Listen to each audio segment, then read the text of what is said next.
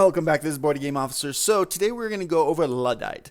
So Luddite is set in Urushi, a sprawling metropolis and Earth's largest city. So you play as a young engineer who has been recently laid off by this big old mega corporation. Just like many others, this has been done and you're sent off to a wasteland to where you are part of this useless class. All these people have been made unemployable by the adoption of an AI system powered by some automata. However, you are then recruited by a charismatic leader, Red Ludd, who's assembling a resistance, and this group is known as the Luddites. So in Luddite, you and your team will be using your engineering skills to hack into these automatas and cripple their systems. Revenge for being cast aside and a reprieve for the million of workers who still lose their livelihoods. But beware, the mega corporations did not get to this position by playing fair. Those caught in the acts of sabotage will not be treated kindly or fairly by the system. So in the Luddite can be played as a campaign game which follows the narrative of a custom-made graphic novel called Luddites, which is actually pretty cool. That is this comic book here, basically, featuring hundreds of beautiful pieces of art by the talented Adam Beachy. Luddite is playable solo or multiplayer and can be played cooperatively and competitively. Today we're going to do the solo method here, and I'll kind of talk about the multiplayer portion as we go through it as well. And the campaign can be reset and replayed indefinitely, and the game allows for an unlimited number of players to take part. Luddite gameplay fuses classic roll and write mechanisms with the novel push your luck style system. Players must race against the clock to damage the AI system and get out before the countermeasures can kick in. So that's a quick overview of what the Luddite game is. We'll go through just a real down and dirty how to play it, and then we'll get into a quick playthrough here. So in this game, you are going to roll 3 dice every round. Now these dice are just random ones I found. They are not actually come with the game at all. So what you're going to do is you're going to roll all 3 each round. And every round, you're going to attribute 1 dice to one thing on the board here. Now, one thing you have to do every single round, you have to put at least 1 in the clock. So let's say we're going to move this 5 into the clock. That means we are going to check off the first 5 boxes.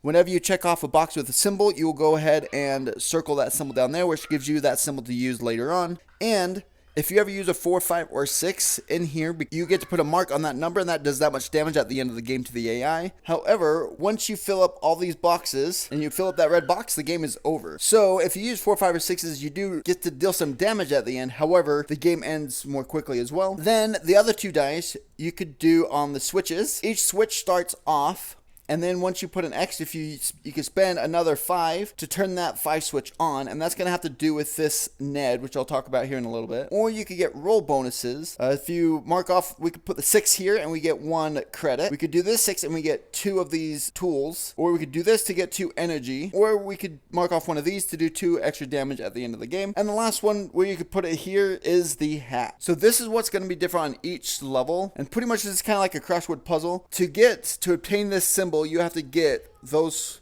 4 crossed off. To deal an extra 8 damage at the end, you have to mark off all of those. And these symbols are all going to have to do with the Ned, which I'll talk about here in a little bit. So you could do extra damage, you could get an extra credit right there to mark off those 2. Another 8 damage.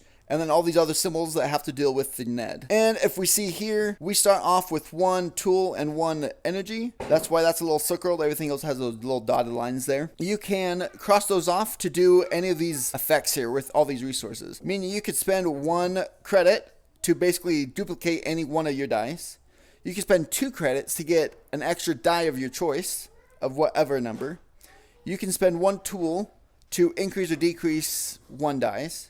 You can spend 2 tools to turn on or off any switch there. You could use 1 energy to move your Ned around, which we'll talk about there in a little bit. You can spend 2 energy to mark off any box within the hat, or you can spend 2 energy to move into any locked space within the Ned. This here is for the very end to see how much damage you do. Basically up your tally spot. Over here to the Ned. So this is kind of like a map here. So we're going to use this little mini, what they call the nettle. You're going to enter here, and this is the exit where you have to get your nettle to the exit before the end of the game. If by the time you end the game, put in an X there, and if your nettle is not on the exit space of the Ned, then you automatically use. You don't do any damage, and you get caught, and basically it's a loss. How you travel throughout here is 1, you could use any dice to move that number of spaces in one direction. So if I use a 6, I can move all the way 6 down here. However, you have to unlock all these spaces. So as you can see here, it has the symbol up for the switches. That means an on means that this switch needs to be on. As you can see,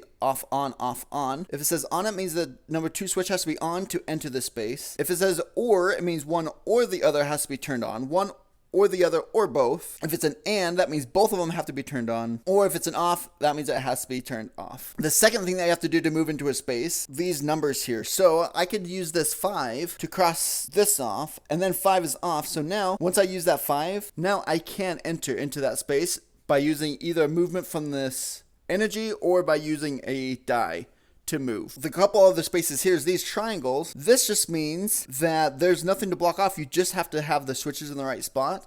And if you enter that space, you obtain whatever's in that triangle. So you get 2 tools here, you get a credit there, energy, a tool, credit by entering that space. And the big thing here is these red ones now. These are the essential nodes that have to be turned off, or that can be attacked basically. And this is where it goes into the hat. So let's say I obtain this symbol by checking off those 4 boxes there. Then that correlates to that right there. So that means if I enter this space, as long as the switch is off, that number 1 switch is off, and then if I enter the space and I have all 4 of those checked off, I get to check this box off, meaning at the end of the game, I will do 9 damage to the AI. However, if I enter this and it is not checked off, that means I don't get to check that off and it's just a space to enter. So that is where these symbols come in. As you can see, this is kind of like where you do the big damage. As you can see, this one here, if you do this number right there, it's going to give you 20 damage. But it's hard because there's 2 1s, which usually 1s are what you like to put up in the clock because that will give you the most time. So you have to like spend those 1s here to do it. And so that's why it's worth 20 damage at the very end. That's pretty much about it. You got to get your nettle to the exit, and you're just going through and doing this puzzle, counting down up the clock, and just deciding where you need to put everything and when to use all of these resource effects. So let's go ahead and just jump on into a tutorial gameplay here. So to start off, this is chapter 1 of the campaign here, and we will go ahead and start here.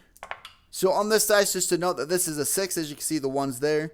So that symbol is a 6. So we have a 1, 5, and 6. So we definitely want to use that 1. Mark that off. Since we did mark off that, we do get to circle another there. I'm going to circle these ones just to note that you could see that a little bit better, that that's what we have. So now we have a 5 and a 6 to put out here. I'm going to use the 6 for this guy here, so we can start working towards that 20 pointer there. Then we need a 5, and I'm going to actually check this 5 off here so we can start making our way down to that 20 damage guy. All right, there's our 3 points. That's the end of the round, and we go ahead and just roll again. Ooh, nice. I'm actually going to use this 3 for the clock. So I'm going to go 1, 2, 3. And then I'm going to use that 1 for this guy down here. And then this 5. Where should I put this 5? Ooh, I'm going to put this 5 here to get towards that guy, since I already got that 6 for that. And that guy's right there. So hopefully I can get both of those. All right, end of that round. Go ahead and roll again. Ooh, 1, 4, and a 5. Ooh, do I chance it to put that 1 for that guy? Or do I? Nope, I am. I'm going to use this 1 to mark off that guy. And I'm going to use this 4 to mark off this guy. And then I'm going to mark off a 5. 1, 2, 3, 4, 5. And I put 1 tally mark there, so I know I do an extra 5 damage at the end. However, I did cross off 1 tool, so I get to circle that guy there. All right, that might have not been a smart move, because that did check off a lot there, but we will continue to roll here. We got 2, 4, and a 4. All right, we will use that 2 to go 2 here on the clock, which we get to circle another energy here. And then we have 2 4s. I'm actually going to mark off this 4 to give me 2 energy here, because I think I'm going to really need those here in a second. And then I get 1 more 4. So I'm going to use my tool there to move this down to a 3, and then I'm going to mark off this 3 here, because then I might go towards that 8 or towards that symbol, which is down here, so I could get these 3 maybe.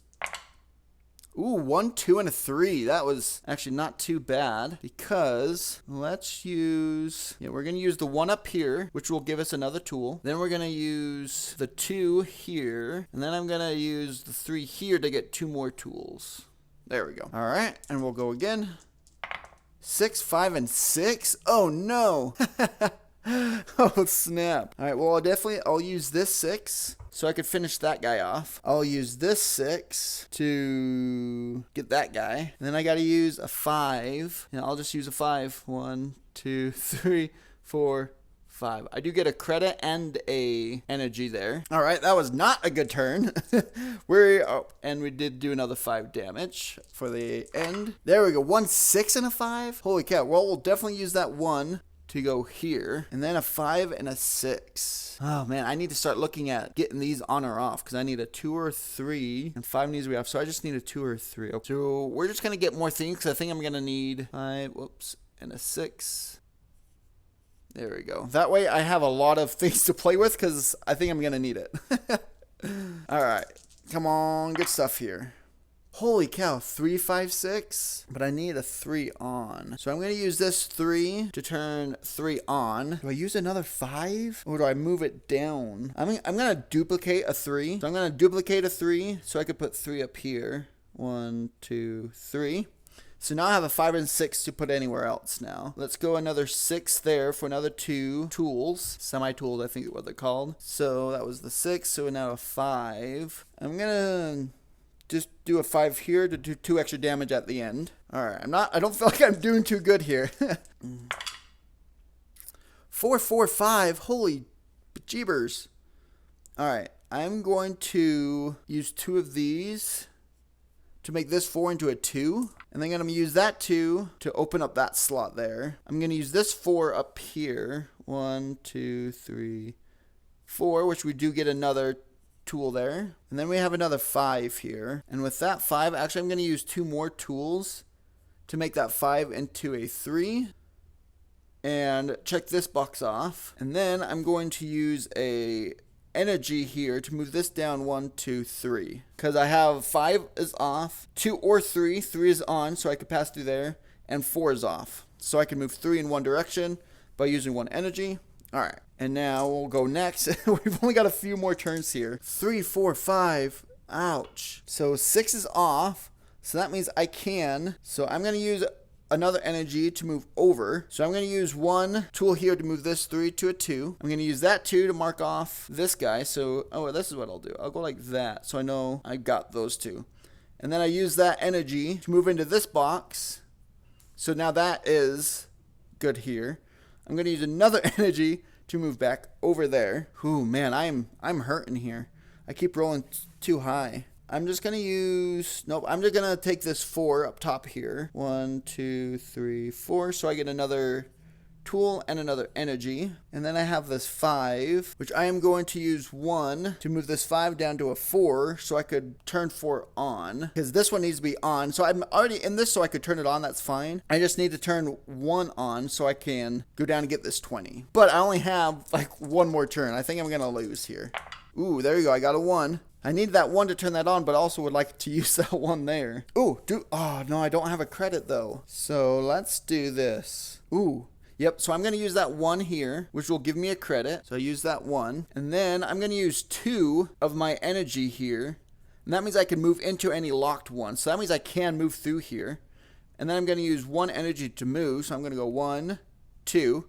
And I get that credit because I walked through there. And 20 is off and 4 is on. So I also get this 20 damage there. Alright, so now I just really need to get to this exit because I don't have very long to go. So I'm going to turn 5 on with that 5. So I'm going to use 2 more here to turn that 3 into a 1. That 3 goes into 1, and then I'm going to turn 1 on. So now I just need a 4 so I could go through there. Or I could use 2. Yep, I'm going to roll because that doesn't happen till the very end. Or I could choose when to fill that in.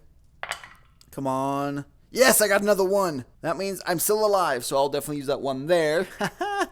Not the last turn here. However, I am going to have to use 1 tool here to turn this 3 into a 4, so I can mark this one off. Then I'll use 1 energy here to go 1, because 5 is on. Here, 1 and 5 is on. But now that I'm here, so that was 1, 2. Check that off, I get 2 more. But now I need to turn 3 off, so I could get into this space here. And now I have a 6. Let's go ahead and just take... Ooh, should I take 2 extra? Nope, I'm going to take a credit here. So now I have 3 credits and I got 1 last roll here. This is for sure the last turn because we know it will be 2, 5, and 5. So I'll use one tool here to turn this 2 into a 3 to turn 3 off. I'll use one credit to move into the exit. So we're good. We've gotten that taken care of now. Now we just have to make sure we get as many points as we can. So we have 2 5s.